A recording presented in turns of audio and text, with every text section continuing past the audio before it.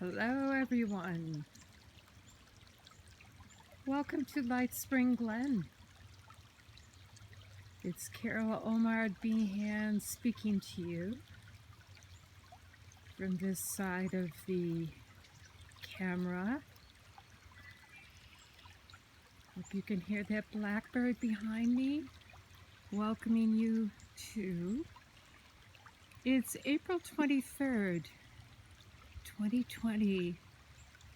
The day after Earth Day, the 50th celebration. And I am out here with the sun trying to break through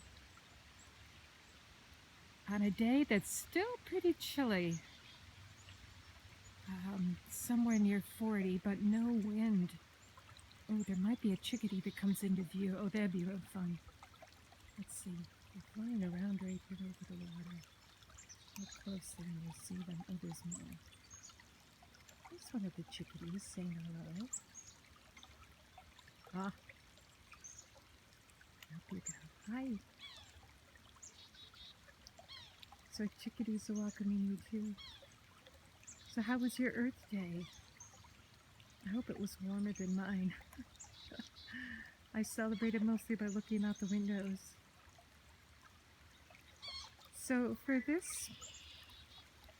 particular video, it's still the energy of the new moon. The Taurus new moon is really quite powerful. It's still, ooh, blackbirds, chickadees, and that's a woodpecker across the pond. Here's a look of the pond that you might have caught occasional glimpses of through photos, if you follow me on Facebook or any of the Mary Oliver videos. A lot of them include the pond. So I just wanted to come on briefly and ask how your Earth Day was. It was pretty fabulous. There's the sun up there over the hemlocks. Depending on how good the microphone is, there's actually a train. It's probably a good 10 miles away, but the way the hills are, sometimes it funnels its sound up. So a little glimpse of this Lightspring Glen place you hear me talk about so much. There's something I'm really pleased and proud of, are the solar panels on top of my modest home. They've been bringing in sunshine and electricity for 5.5 years, and here is the barn that you hear a lot about and the swing set that came with the place. So that's kind of a full tour. Here we are on Richardson Hill. Look, some bird flying over. I'm seeing around and over the camera, so let's get you back to the water. Now walk along the pond a little bit. I'm trying to put a glove on with one hand while I'm holding this, because bare hands are not that comfortable even today. It was a wonderful Earth Day in so many ways. Very moving for me. Being for me the 50th anniversary of my own involvement with it. A college student as I was in 1970 on the State University College of Potsdam's campus. Already pretty convinced that no matter what I would do in my life, it would be to be a part of environmental activism. I'd read as an 8th grader, some really insightful teacher of mine knew I was already quite concerned about what was going on with the environment, and put a copy of Silent Spring in my hands to read. And that galvanized me, along with a year or two later, Henry David Thoreau's Walden Pond. So much was going on that was so destructive in the world in terms of people's mistreatment of the earth here in this country and so many others. And we've come a long way since then because of Earth Day and the activism that led up to it and that it spawned. in the world. Some wonderful news today that I shared online. The Trump administration's attempt to thwart parts of the Clean Water Act, which was put into its most powerful language in 1972 and then in 1974. I'm not attempting to be political in my comments here, but these pieces of legislation that were passed by almost unanimous bipartisan support in the 1970s, the Clean Water Act, which was putting greater teeth into an initial Water Protection Act of 1948, and that we have reaped the benefits from ever since, of the 1972 and then 74 versions. The Clean Air Act, the Endangered Species Act. All of these things came from activism and leadership in the Congress to bring these into life, to be laws of this land. So much more to be done. I think I might be waving this around more as I stand here. It's still early spring, nothing much growing. Just the pine trees with color and not too many buds yet on the trees, but it's exciting. So anyway, I'm losing my train of thought. So the Trump administration, in cahoots with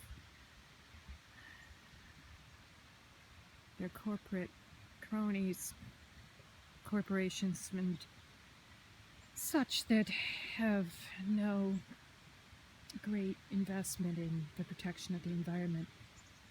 Case came before the Supreme Court from a water treatment issue in Hawaii that would have, if it had been approved, if it had gotten a stamp of okay, would have begun to take the heart out of the Clean Water Act. Thank goodness, decision 6-3 that this was improper and should not stand, that the Clean Water Act's power and ability to keep our waters safe and clean. There's so much more to be done, and we are on the march. 50 years on. I'm very proud and pleased and reassured in so many ways. So I'm going to keep it to this for now. Thanking you for, let's see, is there anything more I want to say? My thought had been yesterday. I do have a few other things. Let's see what we got. Not too long. I think I'll walk down and show you the waterfall. So come with me. In the short post, or the 10-minute video of ceremony, just about these reflections. Those are the hemlocks over there. I did share with you a poem that you might consider using or speaking in some time over Earth Day. Some of you might have done that. But it's there for any time. Of Diane Ackerman's poem. Oh, all right, here we go. Let's try this. In experimental fashion, the sun is going to reflect itself upon the water. How beautiful is that?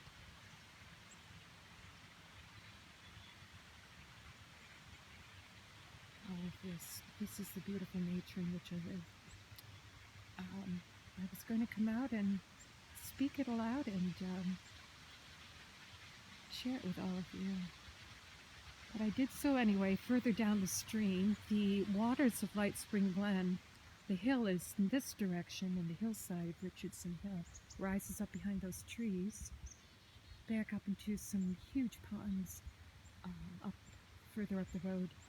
And all of that water flows itself down, and there are many, many springs in the hillside behind those trees, and then they come in. You see those little creeks or streams that come into and through this pond, which was the farm pond for the horses and cows. When this was a working farm, 3 generations of the Rosa family. So, just a little tour of Lightspring Glen on this day. Oh, it's feeling so warm today. So some of my videos, as I make them over the years, will no doubt be made outside. I think this is, you can hear the waterfall. because the water comes, something that certainly was done by the Roses to capture this water for the use of the animals of this farm. Almost 80 acres worth of farm all up that hill. This house was put in on the barn side, and I'm the fortunate person presently in residence here. So I'll bring you over to the waterfall. Actually, I'm not sure how much you'll see in it. I don't want to clamber down through, but you'll get a little sound of it here. And there's the stream.